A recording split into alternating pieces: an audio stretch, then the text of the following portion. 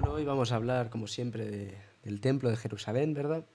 Bueno, perdón, ya, ya primer retraso del vídeo. Vamos a hablar de, como siempre, del Evangelio. Y también del templo de Jerusalén, ¿no? Ya comenzando, ¿no? Así, directo, con los argumentos. Daniel, capítulo 9, versículo 27. Y por otra semana confirmará el pacto con muchos, a la mitad de la semana hará cesar el sacrificio y la ofrenda, después con la muchedumbre de las abominaciones vendrá el desolador, hasta que venga la consumación y lo que está determinado se derrame sobre el desolador. Bueno, aquí se está hablando, ¿no? De que ya en tiempos venideros, muy próximos, como bien sabemos, eh, tema de gran tribulación, se va a reconstruir el tercer templo, ¿verdad? Y se va, ¿verdad? El anticristo va a hacer cesar el sacrificio y la ofrenda, el sacrificio por los pecados, porque los judíos creen que los pecados, pues, aún se tienen que pagar de esta forma. Ya el sacrificio lo hizo Cristo, pero creen que ellos tienen que seguir haciendo sacrificios para, pues, seguir no siendo condenados por culpa de sus pecados, ¿no? Así de simple. Entonces, este sacrificio se va a cesar, ¿vale? Un ejemplo de, obviamente, dónde se va a cesar este sacrificio, por el perdón de los pecados, que no va a servir de nada, porque los pecados están todos sustituidos ya por Cristo, pero ahí está en el tercer templo, ¿vale? Romanos capítulo 6, versículo 23, porque la paga del pecado es muerte, más la dádiva de Dios vida eterna en Cristo Jesús Señor nuestro. Un ejemplo de lo que hemos hablado, al final los pecados que los judíos quieren que les sean perdonados mediante estos sacrificios, ¿verdad? Vida por vida. Oye, si yo mato a este cordero, entonces yo no muero, entonces yo, ¿verdad? Vida por vida. Yo me quedo con Dios para siempre, ¿no? Ahí no sufro la muerte por culpa de mis pecados. Bueno, tenemos que como Dios, Cristo, Dios hecho hombre, ¿verdad? Pues fue Él el que sufrió la separación eterna del Padre, que eso es la muerte, ¿verdad? Vemos que Adán cuando pecó murió y no murió, sino que esa muerte fue la separación de Dios. Eso es la muerte. Y la vida es estar con Dios. Pues la muerte que nos merecemos nosotros, la separación, vemos que vino Cristo, fue el separado. Dios mío, ¿por qué me has abandonado? Nosotros nos somos separados y estamos con Dios para siempre. También con Dios para siempre claramente está, porque cuando Cristo fue separado, luego volvió a la vida, volvió a estar con Dios, y es por eso que siempre estamos con Dios, porque si Dios hubiese sido separado de sí mismo, ¿verdad? Entonces, pues ahí no podríamos estar con Dios, pero sabemos que resucitó porque Él tiene el poder para tomar su vida y volverla, para dar su vida y volverla a tomar, ¿no? Entonces, eso es lo que viene a ser siendo un poco el Evangelio, ¿vale? Quiere decir que ahora tú, porque tengas vida eterna, tengas que ir a hacer mil cosas malas. Hombre, no, que si quieres, hazlo. Yo te animo primero a que tengas libre albedrío. Si tú quieres ir y, yo qué sé, pues hacer lo que te dé la gana, en el sentido malo de la palabra, pues yo te animo a que lo hagas, porque eres tú el que tienes el libre albedrío y yo no te voy a obligar ni a oprimir, como lo hace Dios. Ahora bien, lo que más bien te animo, lo que yo preferiría que hicieses, lo que yo preferiría que hicieses sería más bien eso, que hagas lo que te dé la gana. Pero tú más bien, pues mira, mejor haz, bueno, lo que a ti te parezca mejor. Si a ti te parece mejor hacer cosas que están mejor, pues entonces bien. Pero no por ello, por hacer cosas que estén mal, te vas a ir al infierno, ya, ¿no? Es así de simple. Se tiene que entender esto para ser salvo. Si no se entiende esto, no se es salvo. ¿Por qué? No porque no lo seas, sino porque como no lo crees, pues entonces no obtienes una salvación que no quieres. ¿Vale? Ay, en fin. Daniel, capítulo 8, versículo 9 al 14. Y de uno de ellos salió un cuerno pequeño que creció mucho al sur y al oriente y hacia la tierra gloriosa y se engrandeció hasta el ejército del cielo y parte del ejército y de las estrellas echó por tierra y las pisoteó. Y se engrandeció hasta el ejército del cielo y parte del ejército de las estrellas echó por tierra y las pisoteó. Bueno, ahí se refiere a, imagino, a ángeles caídos, ¿no? Ok. Aún se engrandeció contra el príncipe de los ejércitos y por él fue quitado el continuo sacrificio. Aquí se hace referencia a que se engrandeció sobre Cristo, sobre Jesús, y que por él fue quitado el continuo sacrificio y el lugar de su santuario fue echado por tierra. Entonces, aquí otro ejemplo más de lo que va a suceder en el templo, de lo que estamos hablando hoy del templo, eventos del templo, el templo. Mateo capítulo 24, versículo 15. Por tanto, cuando veáis en el lugar santo, el templo, la abominación desoladora de que habló el profeta Daniel, el que le entienda. Entonces los que estén en Judea huyan a los montes, el que esté en la azotea no descienda para tomar algo de su casa, ¿verdad? Etcétera, etcétera. Aquí quería mencionar en cuanto a Caín y Abel, ¿no? Bueno, aquí vemos, conoció Adán a su mujer Eva, conoció, ya sabemos todos lo que significa a estas alturas, la cual concibió y dio a luz a Caín y dijo, por voluntad de Jehová he adquirido varón. Fíjate, dijo, por voluntad de Jehová he adquirido varón.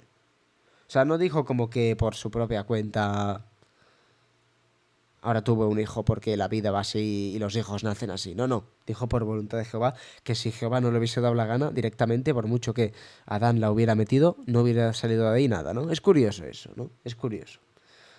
Como aún y que Dios hizo todo, ¿no? Lo hizo bien para que los hijos saliesen, o por ejemplo hizo una boca para comer, tiene que querer Dios para que las cosas salgan bien, ¿no? Es curioso. Bueno, que me desvío.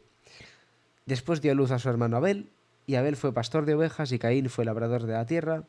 Y aconteció andando el tiempo que Caín trajo del fruto de la tierra una ofrenda a Jehová, y Abel trajo también de los primogénitos de sus ovejas, de lo más gordo de ellas. Y miró Jehová con agrado a Abel y a su ofrenda, pero no miró con agrado a Caín y a la ofrenda suya. ¿Vale? Y se ensañó Caín en gran manera, bueno, ya luego sabemos lo que pasó. Es un poco eso lo que quieren replicar los judíos. Abel no, fue y le entregó a Dios, ¿verdad? Pues un sacrificio de, oye, yo he cometido ciertos pecados, ciertas cosas que están mal, te ofrezco la vida de otro animal, ¿no? La vida de otro ser vivo para que yo no sea el condenado por estos pecados. Y vemos que Caín no entendía esto, él seguramente se debía entender bueno, no ofrecía estos sacrificios, sino que le ofrecía amorcito a Dios, ten Dios frutitas, ten Dios frutas, pues no.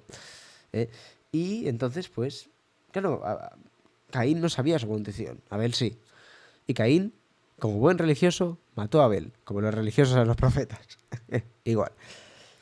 Yo pienso que Caín está... Que Abel claramente está en el cielo, claramente, y Caín está en el infierno.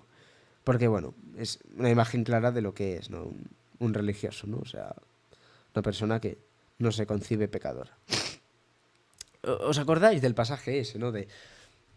Hay un pecador que se estaba golpeando el pecho y luego el otro religioso diciendo, mira, Señor, yo no soy como este. Y el otro bajó justificado a su casa, siendo salvo por su fe, porque al considerarse pecador y que necesita un salvador, creyó en su salvador, que lo salvó, obviamente. No que su salvador le regaló fruta, no, lo salvó. Entonces, es cuanto menos curioso. Esdras, capítulo 3, versículo 1 al 6, dice, restauración del altar y del culto. Cuando llegó el mes séptimo y estando los hijos de Israel ya establecidos en las ciudades, se juntó el pueblo como un solo hombre en Jerusalén. Fíjate, ¿eh? Entonces se levantaron Jesúa, hijo de Josadac, y sus hermanos los sacerdotes, y Zorobabel, hijo de Salatiel, y sus hermanos, y edificaron el altar de Dios de Israel para ofrecer sobre él holocaustos, como está escrito en la ley de Moisés, varón de Dios. ¿Verdad? Bueno, aquí está el tema de los holocaustos. ¿Por qué los judíos entregaban sacrificios a Dios? Pues por el perdón de sus pecados. Ahora ya no hace falta porque ya Cristo fue el sacrificio, es decir, por su vida, ¿verdad? Ya fuimos todos salvados. ¿Creáis o no creáis? ¿No? Salvados de pagarlos nosotros. Por eso ahora, por mucho que pequemos, no nos pasa nada. En lo judicial, en ser condenados a estar sin Dios, en consecuencias de esta vida, sí, claro que nos pasa. Eso es obvio. O sea, si yo cojo un cuchillo y me lo clavo, pues no voy a no desangrarme, no te jode. O sea, quiero decir, y creo que todos sabemos que coger un cuchillo y mutilarnos, pues está mal, ¿no? Pues, quiero decir, es que no sé cómo hacer que se entienda, ¿no? O sea, en fin.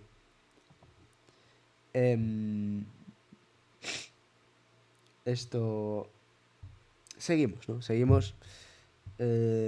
Aún faltan algunos pasajes. También se le dio boca que hablaba grandes cosas y blasfemias, y se le dio autoridad para actuar 42 meses, y abrió su boca en blasfemias contra Dios para blasfemar de su nombre, de su tabernáculo y de los que moran en el cielo, la iglesia,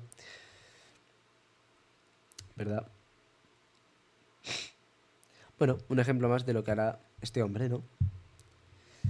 Segunda de Tesalonicenses capítulo 2 versículo 4, el cual se opone y se exalta sobre todo lo que se llama Dios o es objeto de culto, de manera que se sienta en el templo de Dios. Aquí lo tenemos presentándose como si fuera Dios, como si fuera Dios. Sabemos que hubo uno que se vino y fue Dios, pero este no lo es. Y a este van a escuchar los judíos, ¿no? Vendrá uno en mi nombre. ¿Cómo era el pasaje? Vendrá uno, ¿verdad? Y a ese creeréis, ¿verdad? Al impostor, no a Cristo, ¿no? No al verdadero Mesías. Daniel capítulo 11 versículo 37. Del Dios de sus padres no hará caso, ni del amor de las mujeres, ni respetará a Dios alguno, porque sobre todo se engrandecerá. Bueno, es curioso porque aquí, cuando se habla de, a lo mejor me equivoco, pero cuando dice ni respetará a Dios alguno, al menos en la versión que lo estoy leyendo ahora, no está a Dios, la palabra de Dios con mayúscula, como si se refiriese solo a Dios. Al estar en minúscula, no solo se refiere a Dios, sino también se refiere a nosotros, que, como bien está escrito en varios pasajes, somos dioses, somos trinos, somos parte de Dios, en forma literal, espiritualmente hablando. No somos parte de Dios al final, ¿no? Y es curioso cómo se dice Dios, ¿no? Ni respetará a Dios alguno. O sea, ahí se refiere, antes hemos leído que no respetará obviamente a la iglesia, a los que moran en el cielo. Pues aquí se ve, ¿no? También, ¿no? Ni respetará a Dios alguno. No nos va a respetar, ni a nosotros ni a Dios, ¿no? No es que me considere un ser superior moralmente ni intelectualmente, pero somos lo que somos Dios. O sea, si Dios dice que somos dioses, que vamos a ser palomas. Quiero decir, ¿sabes lo que te quiero decir, no? Juan capítulo 5 versículo 43. Yo he venido en mi nombre, en nombre de mi Padre, y no me recibís. Si otro viene en su propio nombre, a ese recibiréis. Ahí está el pasaje que quería hacer mención. Ya faltan tres pasajes, ¿no? Tres pasajes. Manifestación del hombre de pecado. Pero con respecto a la venida de nuestro Señor Jesucristo y nuestra reunión con Él, en cuanto al rapto se refiere, os rogamos, hermanos, que no os dejéis mover fácilmente de vuestro modo de pensar, ni os conturbéis ni por espíritu, ni por palabra, ni por carta, como si fuera nuestra, en el sentido de que el día del Señor está cerca. No os engañe en ninguna manera, porque no vendrá sin que antes venga la apostasía y se manifieste el hombre de pecado, el hijo de perdición. Vemos que el rapto aquí nos lo dice, ¿no? No vendrá Cristo hasta que se manifieste, ¿no? Este hombre, el cual se opone y se levanta contra todo lo que se llama Dios o es objeto de culto, tanto que se sienta en el templo de Dios como Dios, haciéndose pasar por Dios. Ahí lo tenemos, ¿no? El templo de Dios como Dios, haciéndose pasar por Dios. Porque ya está en acción el misterio de la iniquidad, solo que hay quien al presente lo detiene, la Iglesia, hasta que él a su vez se ha quitado de en medio. Entonces se manifestará aquel inicuo, ¿no? A nosotros nos va a ser revelado quién es y luego se va a manifestar al mundo, ¿no? Ya para que les engañe. La bestia que sale del mar, dice capítulo 13. Después vi una bestia que subía del mar, tenía 7 cabezas y 10 cuernos, una corona en cada cuerno, y escrito en cada cabeza había nombres que blasfemaban, a Dios. Esta bestia se parecía a un leopardo, pero tenía las patas de un oso y la boca de un león, y el dragón le dio a la bestia su propio poder y trono y gran autoridad. Aquí obviamente se está hablando, ¿no? Su trono. Él siempre ha querido estar en el trono de Dios, en el templo de Dios, ¿no? De hecho, dice más adelante, vi que una de las cabezas de la bestia parecía estar herida de muerte, pero la herida mortal sanó. Se va a fingir aquí una resurrección, como lo hizo Cristo. Sabemos que que Satanás siempre quiere copiar a Dios. Todo el mundo se maravilló de este milagro y dio lealtad a la bestia. Adoraron al dragón por haberle dado semejante poder a la bestia, y también adoraron a la bestia, quien es tan grande como la bestia, decían, exclamaban. Fíjate, sabemos el futuro, gracias a Dios, ¿eh? Lo que van a decir. ¿Quién puede luchar contra ella? También dirán, ¿no? Bueno, tenemos que tener en cuenta que, a ver, estas personas están condenadas, son personas que cuando uno adora, ¿no? En la gran tribulación se marca. Si él no es un mártir y no predica el evangelio del reino, y en vez de hacer eso, se marca con la marca de la bestia, ¿verdad? Y adora la imagen de la bestia, tienen que cumplirse estos dos requisitos. Entonces ahí sí, ahí ya pues ya ha sido condenada esa persona, ¿no? A la eternidad. Dice. Y en el último que tengo por aquí, dice, y a mí me ha sido revelado este misterio. Dice, tú, oh rey, veías y aquí una gran imagen. Esta imagen, que era muy grande y cuya gloria era muy sublime, estaba en pie delante de ti y su aspecto era terrible. ¿Vale? Este es el sueño, ¿no? Que tuvo Nabucodonosor.